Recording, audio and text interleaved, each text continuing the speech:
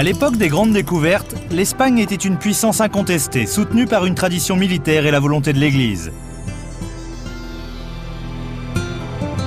Un nouveau monde signifiait aussi un nouveau défi pour une nation jamais repue de conquête.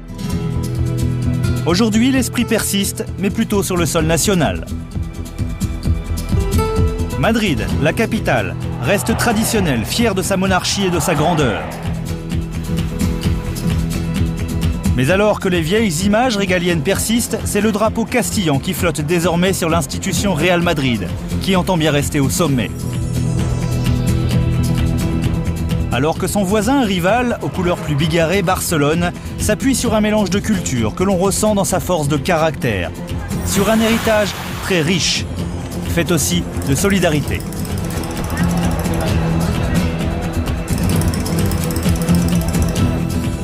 Barcelone est une ville privilégiée pour les artistes d'avant-garde, mais c'est surtout sur le terrain, face à Madrid, que la rivalité entre les deux villes se trouve exacerbée.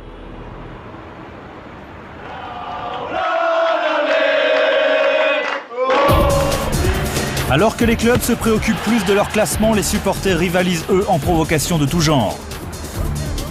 El cerdo de Núñez, Núñez, Núñez, Núñez, el cerdo de Núñez. ¡Viva España!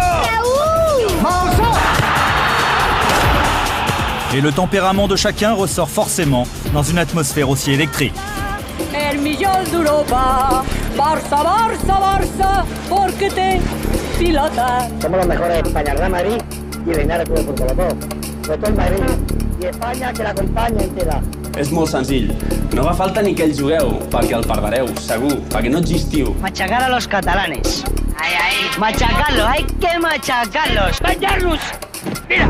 ¡Hasta así! Y Ribardo, Estribardo campeón. Les deux équipes n'ont jamais manqué de talent non plus, puisqu'elles ont toujours attiré les meilleurs joueurs.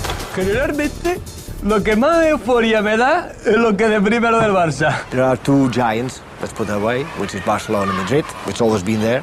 And all the other people has got their team and then Madrid or Barcelona, which means the whole country are for Madrid or Barcelona beside their other team. Ese es un partido que se juega el lunes de esa semana, el martes, el miércoles, el jueves, el viernes, se juega de ida y vuelta, se juega con las declaraciones de unos, con las declaraciones de otros, con cada uno como está en su clasificación. Es un partido que tiene una intensidad especial. Mas a atmosfera e o ambiente que se vive toda a semana, através da imprensa, através de comentários, como se fosse sempre o derby do século. They live for their football and they're hugely passionate about it. Mais jamais autant que lorsqu'un but est marqué. La passion et la ferveur religieuse dans lesquelles ces matchs sont disputés sont en fait à l'image du conflit historique entre la Castille et la Catalogne. Et leurs stades sont deux cathédrales respectées comme telles par tout le monde. Construites il y a près de 50 ans, leurs arènes sont de styles bien différents, mais considérées dans le monde comme parmi les plus belles, où les équipes évoluent toujours à guichet fermé. Et pour un non-initié, cela peut être une expérience parfois difficile. When you play at Barcelona and you've got 120,000 Catalans screaming like mad, you play in the Bernabeu and you've got 90-odd thousand from just Real Madrid supporters, and there's a handful of away supporters. And that's where it differs a great deal to derbies elsewhere in the world. Yo nací aquí en Madrid, yo soy socio del Real Madrid desde que nací, desde el primer día de mi vida yo soy blanco. Entonces para mí jugar en ese estadio, no solamente jugar, sino pasar con el coche cerca del Bernabéu, cuando voy por la Castellana, supone algo muy especial, se me acelera el pulso. Yo creo que uno no se puede ir de un periodo profesional sin haber jugado en uno de esos dos estadios porque es realmente inolvidable. If there's such a huge stadium with such an ambience, it doesn't matter if they whistle or they shout or what, it's just beautiful. Chaque club est obsédé par l'autre et chacun possède son plan secret. Pendant la guerre civile et surtout à Barcelone, le stade était le seul refuge où l'on pouvait s'exprimer sans crainte.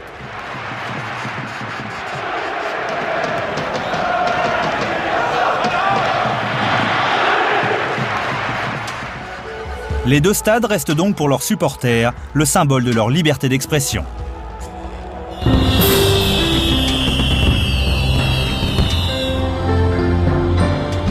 Le Real Madrid a été le club au succès les plus réguliers.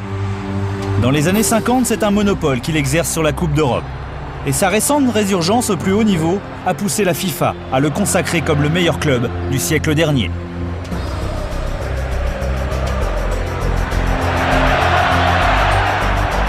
Les premiers matchs entre les étudiants de Madrid et un groupe d'étrangers privilégiés qui ont fondé Barcelone n'avaient pas grand-chose à voir avec la passion et l'excellence connues de part et d'autre à partir du moment où ils ont atteint une stature internationale. Sous la poigne de fer de Santiago Bernabéu, président du club, et grâce au génial Alfredo Di Stefano, Madrid devient très vite accro à son équipe et rien ne semble pouvoir alors empêcher Bernabéu de créer sa Dream Team.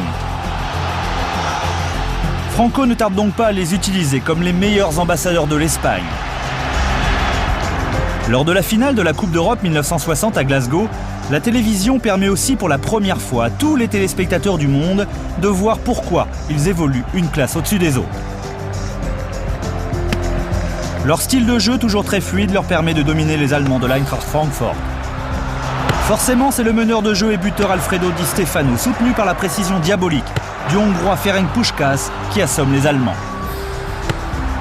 134 000 fans écossais ont donc le privilège d'assister à un numéro de virtuose du Real qui s'impose 7-3. Le fait que Madrid fasse main basse sur l'Europe accroît encore sa rivalité avec Barcelone, qui possède sans doute la deuxième meilleure équipe européenne, mais avec peu de résonance hors d'Espagne pour le confirmer. Peu d'équipes peuvent en effet s'enorgueillir d'avoir battu le Real dans les années 50, à part le Barça, avec style en plus.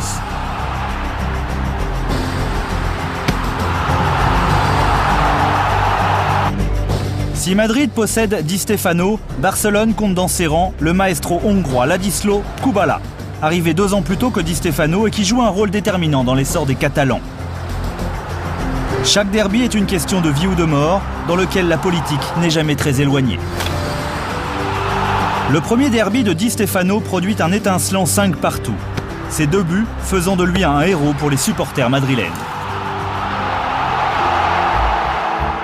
En 1958, Barcelone fait signer un entraîneur argentin, Helenio Herrera, un tacticien et un psychologue reconnu, qui n'hésite pas à se servir du talent précoce et brillant de Luis Suarez, d'un Kubala sur le déclin mais régénéré, du gardien espagnol Ramallets, des Hongrois en exil Kokcic et Csibor, pour en faire une équipe victorieuse à 2 reprises en championnat, en 59 et 60, en Coupe des Villes de Foire, ex-UEFA, et qui devient la première équipe à priver le Real de Coupe d'Europe.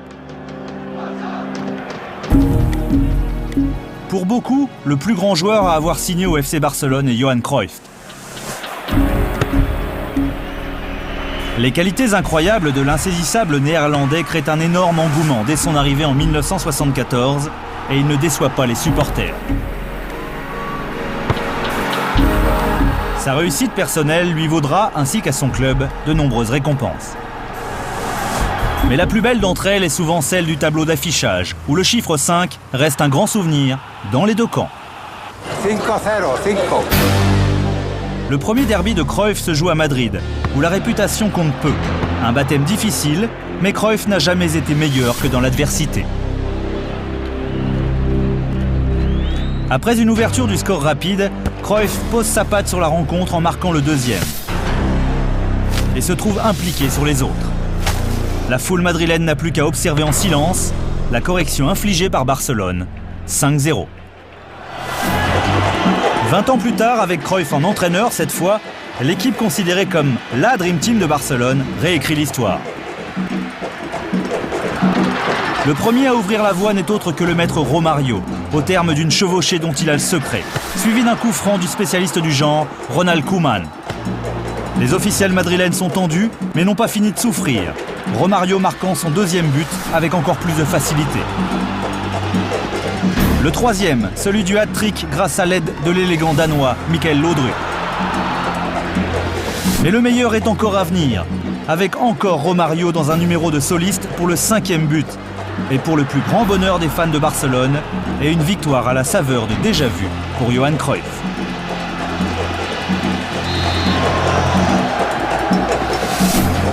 mois plus tard, à Madrid, c'est en tant que champion en titre que le Barça, confiant, affronte un Real avide de revanche. Avec dans ses rangs un Chilien nommé Zamorano, dont l'efficacité lui vaut le surnom de Bam Bam ou encore d'hélicoptère. Zamorano en grande forme, qui endosse à merveille son rôle de finisseur et laisse Jorge Valdano, le nouveau manager du Real, admiratif. La ténacité de Michael Laudrup, l'ex-star du Barça passé dans l'autre camp, permet aux Chiliens d'inscrire un triplé. Mais le meilleur reste là encore à venir. Zamorano manque de peu le 4e, mais Luis Enrique est là pour conclure. La revanche est complète quand Madrid inscrit un 5e et dernier but.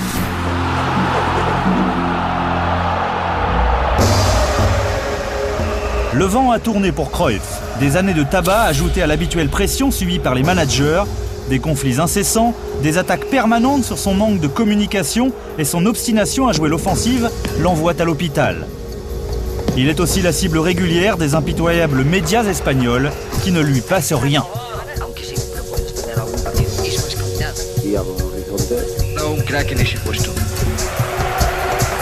La llegada de Cruyff cambió muchas cosas en el club, sobre todo por su mentalidad ganadora, ¿no? Pero introdujo cosas que nosotros no habíamos visto todavía. Yo era muy joven, pero sí la sensación de ser un jugador diferente, ¿no? De alguien que hacía dentro del fútbol, que siempre parece que está todo inventado, pues hacía cosas diferentes, ¿no? Tácticamente muy bueno, uno de los mejores.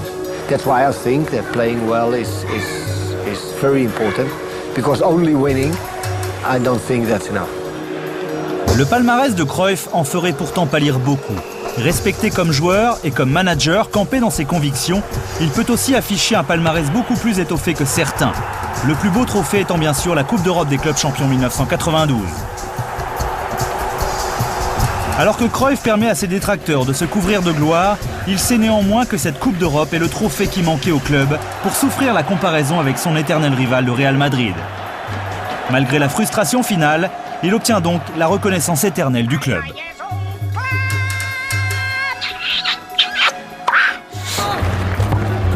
La rivalité entre le Barça et le Real est une guerre sans fin, pour au moins une raison.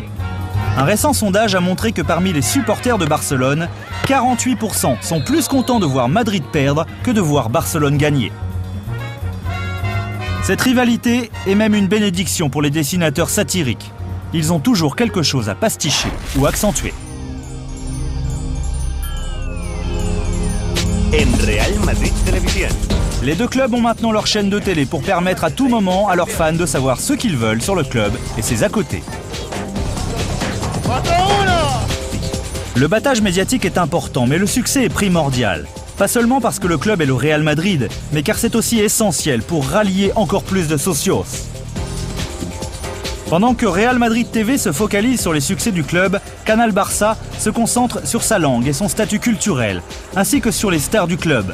Un club empreint de tradition familiale. La rivalité devient en fait alors plus un business qu'une institution. A rivalry is something fantastic. I mean, you mustn't take that away, because there's no rivalry, there's no game. Está muy claro que una persona que viene de fuera no entiende en muchos casos qué significa la rivalidad Madrid-Barcelona y a veces pues no tiene al alcance de su mente la posibilidad de entenderlo. So you play in an ordinary league match then, it's relatively quiet. You play against Real Madrid, it's like some sort of explosion when you come out the tunnel.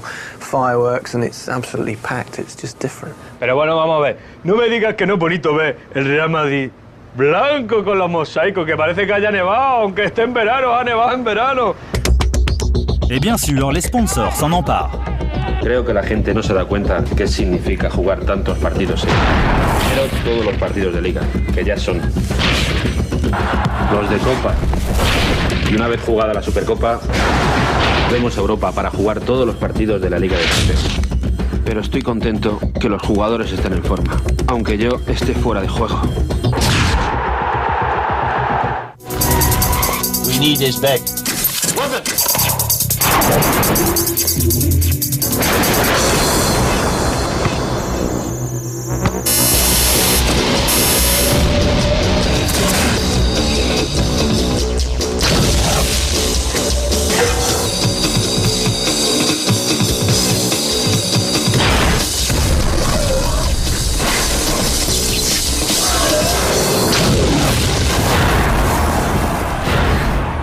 De grands noms signifient beaucoup d'argent avec une exposition maximale. Le merchandising des vêtements et maillots s'accroît alors de façon incroyable.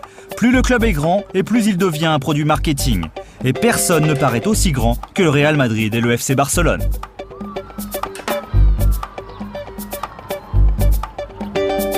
Les entraînements sont suivis dans toutes les longueurs par les télévisions. De nombreux reportages sont consacrés à ce qui peut influer sur la performance des joueurs avant et pendant les matchs.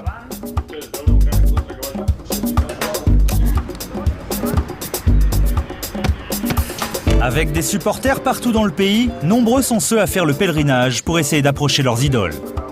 Les médias se battent eux en permanence pour avoir la meilleure image, celle qui fera l'objet de controverses et d'interrogations.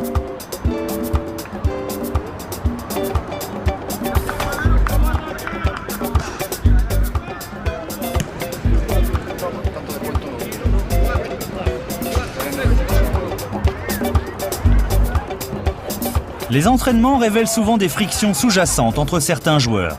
Chacune des équipes a comme politique que le club est plus important que n'importe quel individu et doit être source d'inspiration pour chacun. Avec autant de stars prétendant à une place de titulaire, il est nécessaire d'avoir un manager à poigne, avec un peu de recul pour prendre les bonnes décisions pour le club et les joueurs. En matière de management à poigne, on peut mentionner les années 30, celle de la guerre civile. L'Espagne était en plein tourment. Le coup d'état militaire du général Franco, en guerre contre les idéologies républicaines, divise les familles et les amis.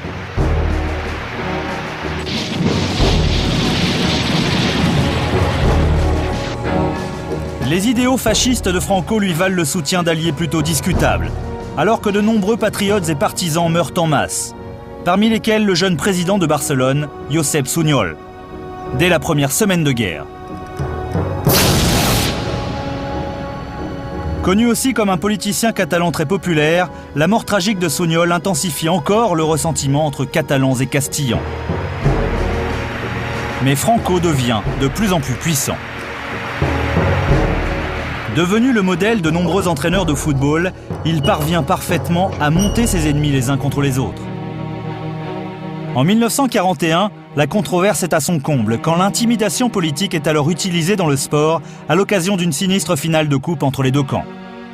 O sea, que había una pasión contra el Barcelona porque era catalán y como Cataluña fue la última que en la guerra cayó, digamos, pues la pasión esta ya existía, ¿me entiendes? Deporte fue también un elemento que el franquismo utilizó para demostrar su potencia. En aquel momento la dictadura no tenía presencia en el mundo. Por tanto, el gobierno utilizó también el deporte para su expansión exterior y por esto el Real Madrid ganó 7 copas. Real Madrid estuvo a punto de ser disuelto por Franco. Estuvo a punto de ser disuelto por Franco porque había quitado el Real durante la República y había tenido unas conexiones con partidos progresistas y de izquierdas durante la República. Hubo que nombrar a un general, el general Meléndez, presidente, para salvar al Real Madrid de la disolución. Una vez más, es que el Barcelona tiene una buena política de imagen y se inventa las historias muy bien inventadas. El fútbol hemos de intentar, como todo el deporte, que esté apartado de la política. Depuis la guerre, chaque match est comme un retour aux armes. Le contrôle de Franco est total. Les rencontres de la Coupe qui portent son nom sont plus une manifestation de solidarité avec le régime.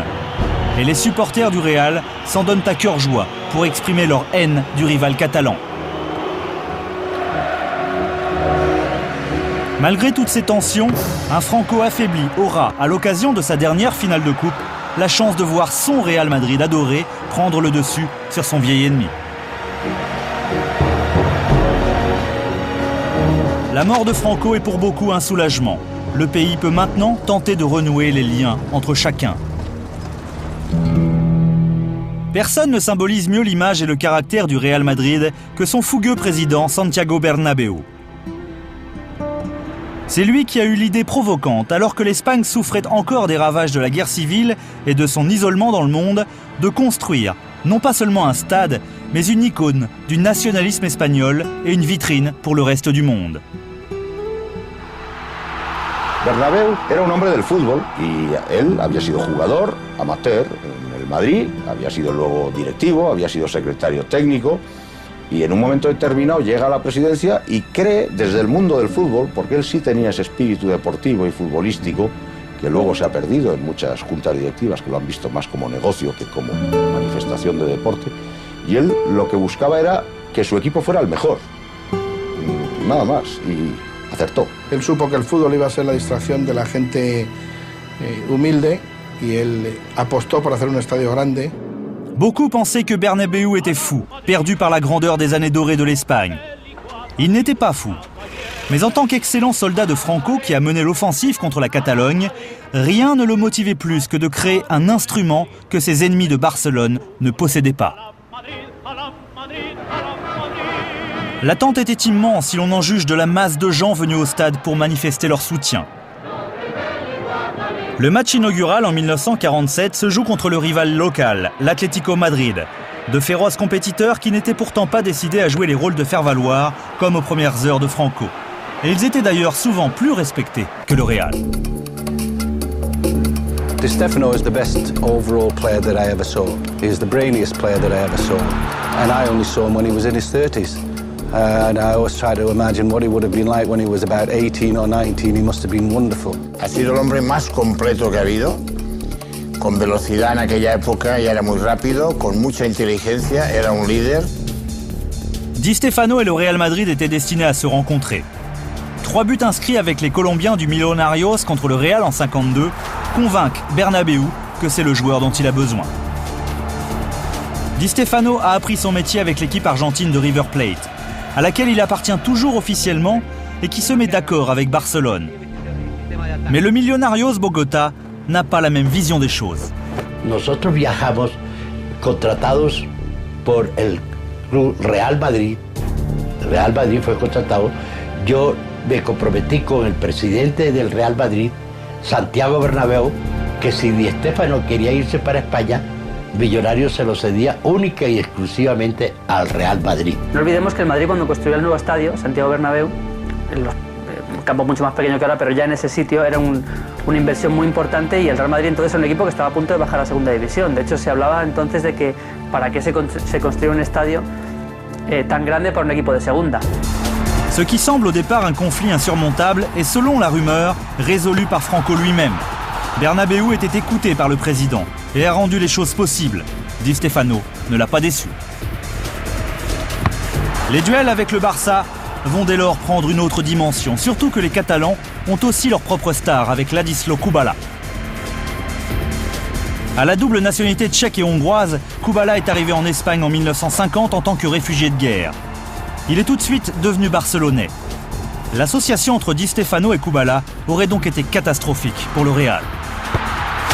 Kubala fue el responsable de que el Barcelona construyera el Camp Nou, porque el Barcelona tenía otro estadio, Las Corts, y se quedó pequeño de la gente que quería ir a ver a Kubala, ¿no? Kubala pues enseñó, perfeccionó, mejor dicho, algunos de nuestros jugadores que verdaderamente fueron un poco más adelante, se convirtieron en verdaderos cracks. La technique de Di Stefano était incroyable. Il pouvait marquer des buts dans toutes les situations. Et se jouer des adversaires tel un matador. Comme Kubala d'ailleurs.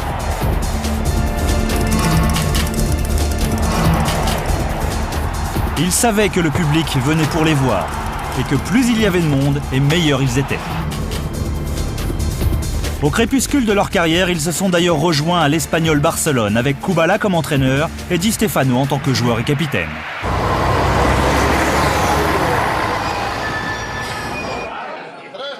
Le soutien rencontré par le Real ne se cantonne pas à Madrid. La tradition et la télévision ont poussé à la création de fan-clubs partout dans le monde, et même à Barcelone. Les merengues ont gagné leur surnom pour des raisons évidentes, et leurs idoles de blanc vêtus font tout pour ne pas les décevoir. El Madrid es grande, pero por sí solo, porque existe una familia detrás del Madrid madridista que es lo más grande del mundo. La réussite de Madrid lui vaut un statut déjà légendaire. Les joueurs sont donc conditionnés à la victoire, ainsi qu'au privilège d'avoir tout pour réussir. Le beau football est leur marque de fabrique, et les supporters n'en attendent pas moins d'eux. El pan tumaca este que hacen los catalanes, que eso es que es de vago, fregado. por favor, fregar un tomate aquí, con la grandeza del calamar, metido en su pan. El calamar, que es metido la síntesis del mar en la tierra. ¿Sabe para lo que sirve el vaso en la gastronomía? Para fregar los vasos. Con esto utilizo yo para fregar los vasos. L'héritage laissé par les grands joueurs à Madrid est immense. Gento et Puskás ont tous les deux joué par exemple un rôle primordial pour créer cette sensation d'invincibilité des années 50. Chaque période a connu ses stars, mais ce sont souvent les buteurs qui laissent les plus grandes traces, à l'image de l'acrobate mexicain Hugo Sánchez, capable de marquer de n'importe où, n'importe quand. Et la vitrine des trophées madrilènes est un constant rappel de ces heures de gloire. Avec Emilio Butragueño, Madrid possède un autre prédateur capable de se trouver toujours au bon endroit au bon moment. Les victoires en Coupe intercontinentale consolident et accroissent également la réputation mondiale du Real Madrid. Avec le Chilien Iván Zamorano, le Real trouve un nouveau buteur du type de Sánchez. Et de nos jours, bien sûr, ce rôle est endossé par Raúl, dont le talent a toujours été salué et reconnu. Le succès a aussi permis à Madrid de se créer son propre centre de vie, tout près du stade Bernabéu. Un site où tout est consacré au Real Madrid, en passant de la montre aux vêtements jusqu'au vin estampillé Real Madrid, aux raquettes de tennis et au linge de lit.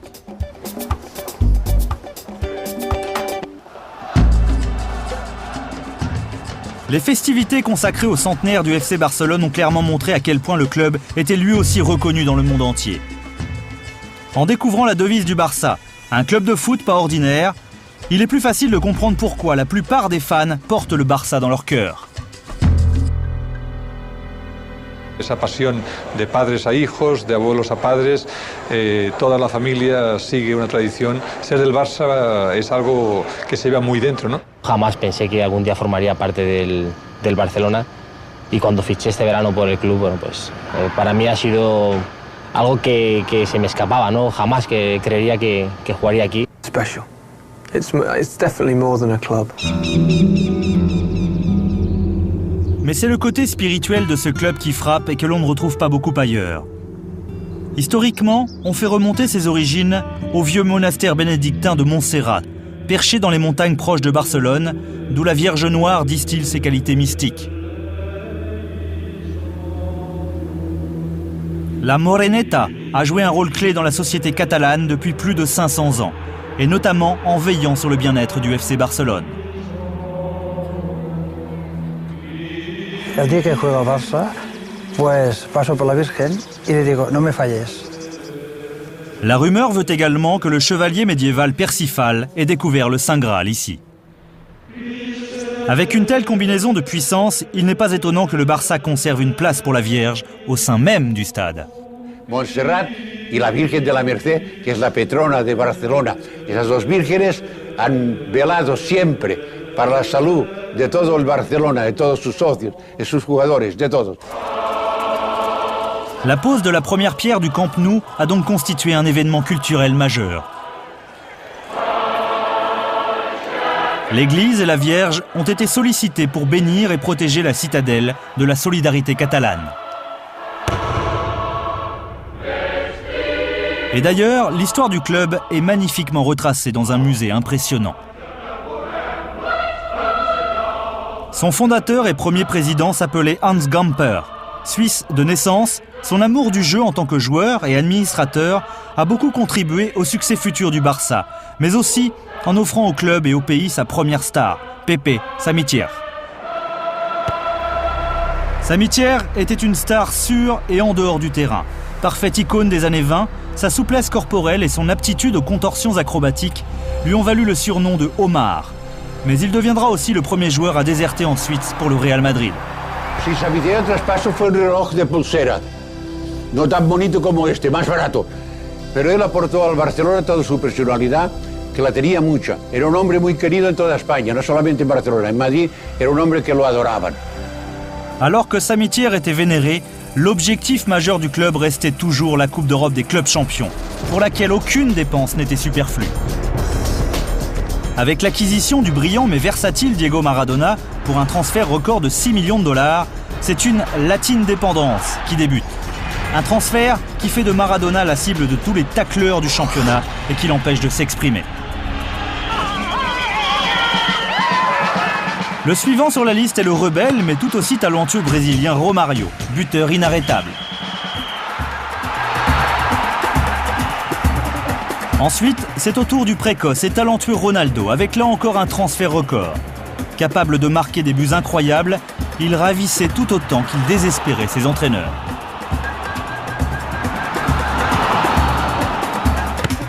Jusqu'à son transfert très controversé au Real Madrid, les qualités techniques de Luis Figo avaient fait de lui une idole des supporters. Mais il y en a un qui semblait posséder tout à la fois, c'est Rivaldo, le meneur de jeu capable de se débarrasser de l'adversaire avec une déconcertante facilité.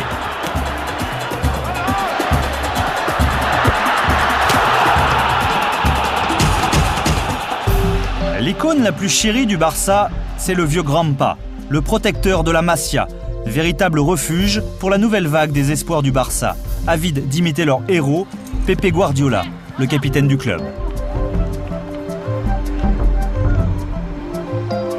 Le FC Barcelone maintient en effet un lien très fort avec ses anciens joueurs qui conservent beaucoup d'affinités avec le club. À l'ère où le merchandising est presque devenu aussi important que le jeu lui-même, Barcelone a développé l'un des centres de merchandising les plus sophistiqués et développés du monde, où rien n'échappe à l'exploitation.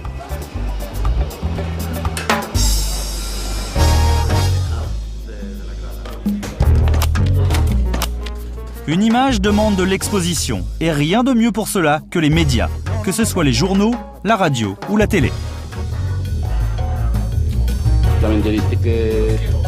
Les conflits, controverses et autres exagérations ont fait de ce sport un vrai thriller au suspense insoutenable, avec des acteurs aux égos surdimensionnés, chacun cherchant à créer une histoire de façon à ce que les prix ne cessent d'augmenter.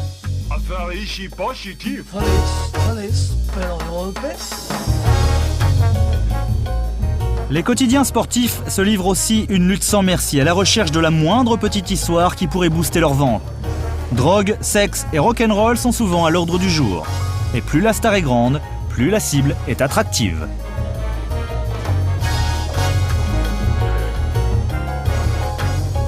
Desde luego se les exige ser a los dos el primero en España y solo uno de los dos puede ser. Realmente quizá un poquito la prensa española ha perdido un poquito la objetividad, es lo que yo diría, ¿no? Y realmente pues está entrando en una dinámica como la italiana. Hay que buscar noticias cada día, hay que machacar al contrario y todo es un drama. La verdad está allá afuera como un expediente X, no, la verdad está aquí, la verdad está en el A, está en el Marca, está en la prensa deportiva. Yo no podía vivir sin los periódicos deportivos. Pendant que les entraîneurs essaient de résister à la pression, la moindre statistique est analysée avant et après le match pour savoir qui a raison ou pas. Sí, todo negativo. Desde luego el público es completamente ignorante, ¿eh? Ya, qué mala suerte. Veo. No digas más, ya está. Pues lo siento, chato, hasta otra. ¿Lo ves? Solo dice qué mal, qué mala suerte, no digas más. Et si tout cela échoue, il ne reste plus qu'à espérer un bon tirage au sort. Il y a toujours aussi la valeur du fameux 12e homme.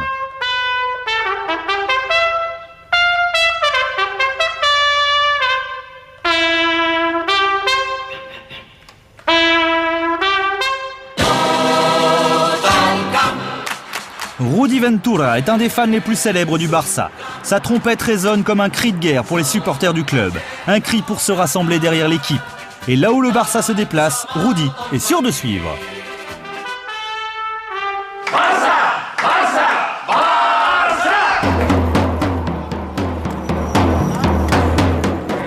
Le jour du match, ce sont les extrêmes qui ont tendance à se faire le plus entendre.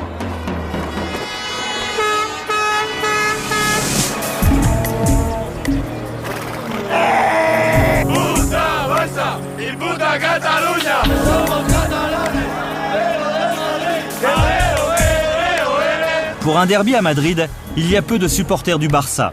Ils savent que se présenter en blaugrana dans l'autre camp serait comme offrir un os à un chien. Como yo, que venimos de otros equipos y tampoco has jugado Barça Real Madrid, Toda esa gente te va haciendo ver la importancia que tiene el partido para ellos, ¿no? Tenemos lo mejor, si hasta las rosas son blancas. Es de Real Madrid, la rosa. Olé. Il est un personnage qui devient de plus en plus une icône du Barça. C'est Jordi Koulé, création d'Oscar Nebrada, un journaliste. Il est l'alter ego du Koulé, le supporter type du club pour lequel gagner représente tout. Resulta que hubo un penalti que tenía que tirar el Hugo Sánchez, que era un delantero del Madrid que era muy odiado por los culés. Y el portero del Sevilla era uno que le habíamos cedido nosotros, que era el Unzúe. Entonces, cuando lo tiró, el Unzúe se lo paró. Entonces, yo estaba en un bar de la costa, allí en la Costa Brava, aquel día, y entonces todo el bar se levantó y hizo así, ¿sabes? Como diciendo, toma butifarra que te ha parado el penalti. Y entonces en aquel momento los de la tele se les ocurrió poner al Jordi Koulé. Entonces salió el Jordi Koulé y hizo y se fue. Y entonces se montó un follón, porque claro, todos los de Madrid, todos los del Bilbao, los del Sevilla, lo vieron aquello y dijeron, ¿pero esto qué es? ¿Cómo puede hacerse burla de un equipo por una televisión pública? Y entonces en Cataluña dijeron que era lo más grande que se había hecho nunca en televisión.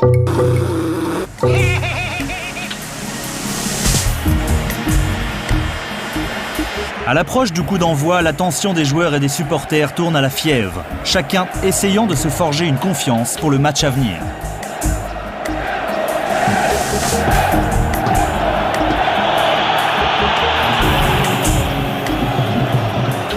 Pendant que le Barça se replie dans sa carapace, les Madrilènes considèrent déjà l'ennemi comme un agneau prêt à dévorer sa proie, pensant leur héros invincible.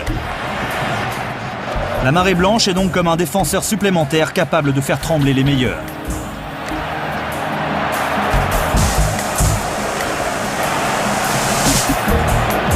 Pendant que Madrid salue son public, la confiance de chaque équipe devient essentielle. Les stars ont besoin de se libérer, les officiels de garder le contrôle et l'encadrement de rester vigilant.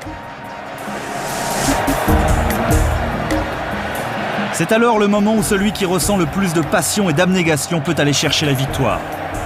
La pasión antes era como la de ahora, pero muy diferente. Era una pasión más de equipo y de ciudad, que no como ahora, que esto ya se ha desbordado un poquito ya. ¿Qué pasa? ¿Que no hay niños en España?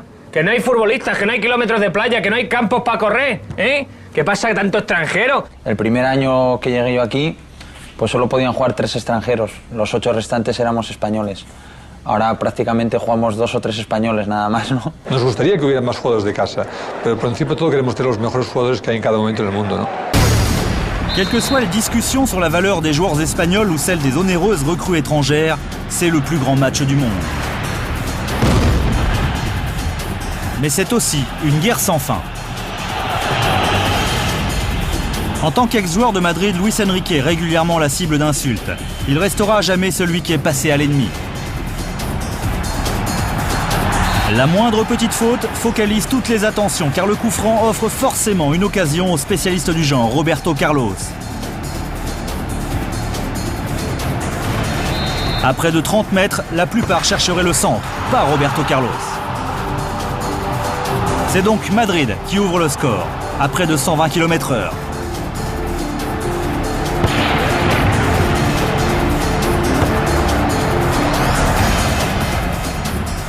Les occasions de gagner à l'extérieur sont rares ces dernières années et le Barça, constamment pressé, semble se heurter cette fois à une montagne.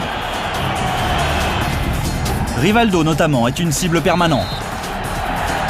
Dans l'esprit des supporters évidemment, chaque décision prise contre le Real est injuste et ils le font savoir. Les esprits ont tendance à s'échauffer et il faut quelqu'un pour essayer de calmer tout le monde.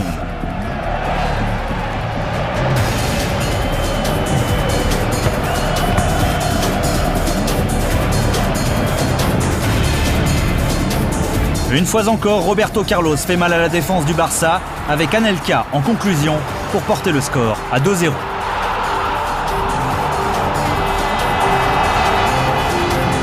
La confiance des Catalans semble ébranlée, alors qu'on jubile côté madrilène. Les buts ne sont jamais faciles à marquer, et là, 2 en 20 minutes contre le vieil ennemi, c'est plutôt de bon augure. Figo donne tout de son côté pour essayer de relancer le Barça dans la rencontre.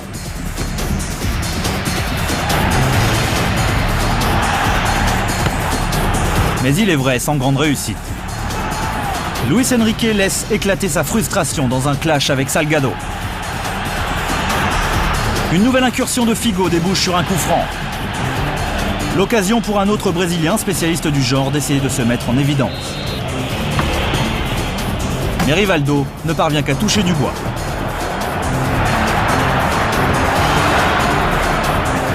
Une autre action entre Kluivert et Rivaldo offre une nouvelle occasion à Luis Enrique, qui bute néanmoins sur le jeune Iker Casillas, pour le plus grand bonheur du public de Bernabéu.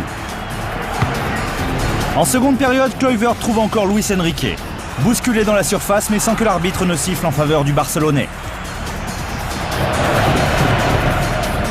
Roberto Carlos s'amuse de son adversaire, avant de transmettre à Morientes, qui lui est aussi stoppé par un tacle suspect.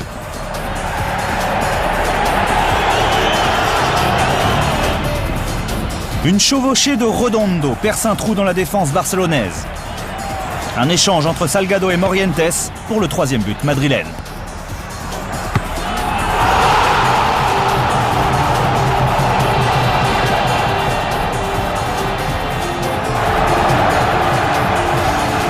Rivaldo semble plus isolé que jamais. Le public célèbre lui ses héros.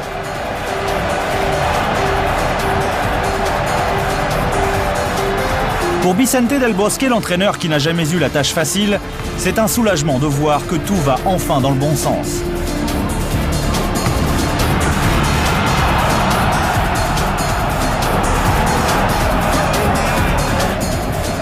La percussion de Redondo cause des problèmes à la défense du Barça, qui ne parvient pas à le stopper sans commettre de faute, ce qui provoque une nouvelle confrontation avec Luis Enrique en chef de file.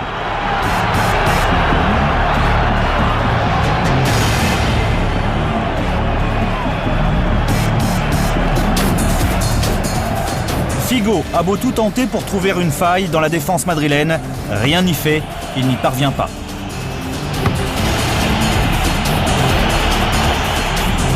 Le deuxième coup de sang de Luis Enrique lui vaut une sortie prématurée pour la plus grande joie des supporters revanchards de Madrid. D'habitude si dangereux, Rivaldo a peu d'occasions de se mettre en valeur, tant il est l'objet d'une surveillance rapprochée. Les dirigeants de Barcelone, eux, rongent leurs freins. La puissance du jeune Guti semble, elle, l'appeler à un futur brillant. Un nouveau centre du Camerounais Jérémy trouve la tête de Raúl qui passe de peu à côté. Redondo semble lui avoir retenu les leçons de ses débuts en Argentine pour exaspérer l'adversaire. Une dernière tentative de Figo ne pose aucun problème au jeune Casillas. La victoire sur le Barça a toujours une saveur particulière. Les fans du Real sont aux anges. C'est la victoire la plus nette de Madrid depuis le 5-0 de 1995.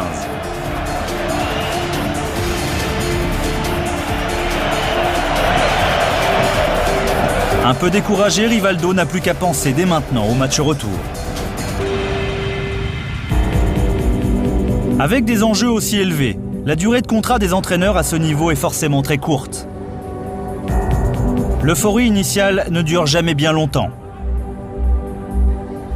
Les résultats comptent plus que tout, et tant qu'ils se poursuivent, les honneurs et la reconnaissance également. Mais vous n'avez qu'une chance. Même les succès n'offrent aucune garantie.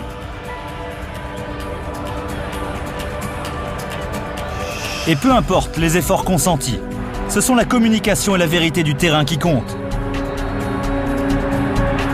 Et une fois la spirale négative enclenchée, elle est bien difficile à stopper. Un manque de confiance des joueurs, allié à un manque de résultats, mène souvent à l'inévitable.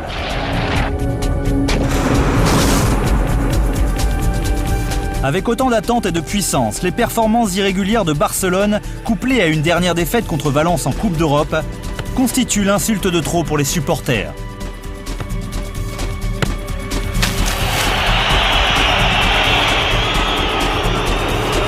Puisque les résultats tardent à progresser, les supporters réclament la tête de l'entraîneur, Luis van Gaal, ainsi que celle du président, Josep Núñez. Les deux clubs doivent donc élire leur président. Ancien du Barça, le vice-président Joan Gaspar est un sérieux candidat et peut s'appuyer sur son expérience du régime Núñez. Il a su gérer les hauts et les bas et tout le monde sait que le sang barcelonais coule dans ses veines. Sa promesse célèbre de sauter dans la Tamise si le Barça gagnait la Coupe d'Europe 92 lui permet de gagner le vote des indécis, alors que Núñez ne peut s'appuyer que sur du virtuel. Núñez et Gaspar ont été alliés pendant longtemps, mais Gaspar utilise désormais ses contacts pour sa propre promotion, en s'appuyant sur le public afin que cela influe sur le vote final. Lorenzo Sanz, le président du Real Madrid, est lui aussi en disgrâce. Son maintien ne pouvant apparemment s'appuyer que sur une nouvelle victoire en Coupe d'Europe. La outsider principale est Florentino Pérez et il s'avère que de nombreux madrilistes aimeraient qu'il accède au pouvoir.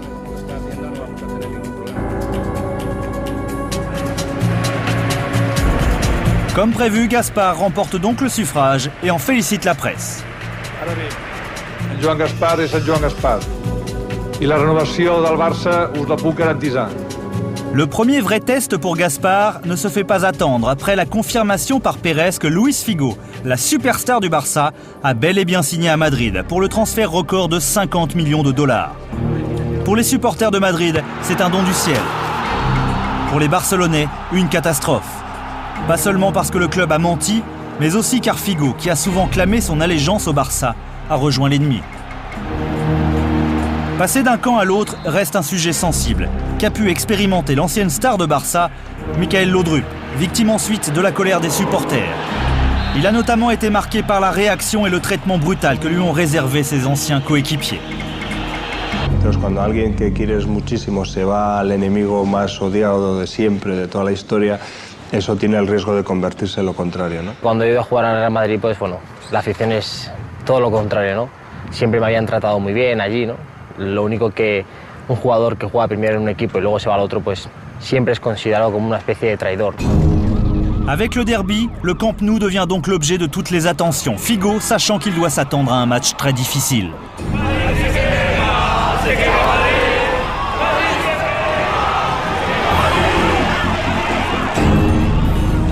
Les supporters du Barça se chargent de lui réserver un accueil dont il va se souvenir.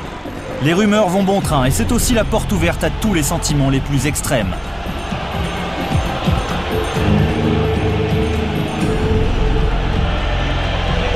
Comme prévu, l'apparition de Luis Figo provoque un torrent d'insultes. Tout ce qui est blanc est réservé aux ordures et le blaugrana porté au nu.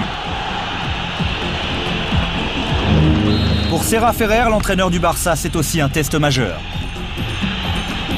Chaque ballon ou action concernant Figo est encore une fois le prétexte à des chapelets d'insultes. Cela fait 17 ans que Madrid n'a plus gagné au Camp Nou. Étant donné les circonstances, ce serait un petit miracle s'il y parvenait.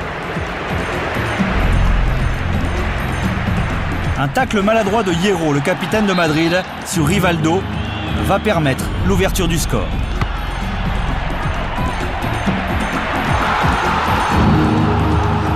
Il suffit en effet d'un léger coup de patte de Luis Enrique pour que le Barça prenne l'avantage.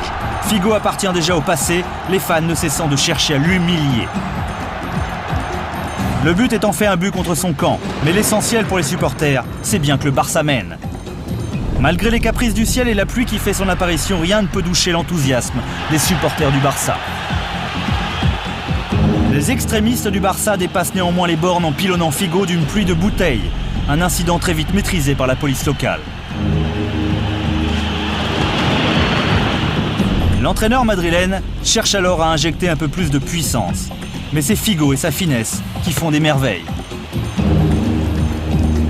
C'est pourtant encore le maestro brésilien Rivaldo qui va finalement faire la différence.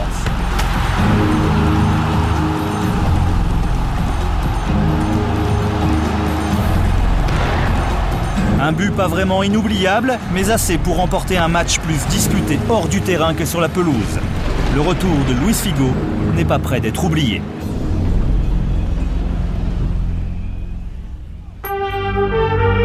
La guerre entre le blanc et le blaugrana se poursuit aujourd'hui, chacun observant son adversaire. Les souvenirs peuvent devenir diffus, mais jamais s'effacer. L'âge d'or restera toujours celui des géniaux Di Stefano et Kubala. Ils ont tracé le chemin pour leur successeur, avec une telle passion qu'elle a fait de ce derby l'un des plus grands du monde.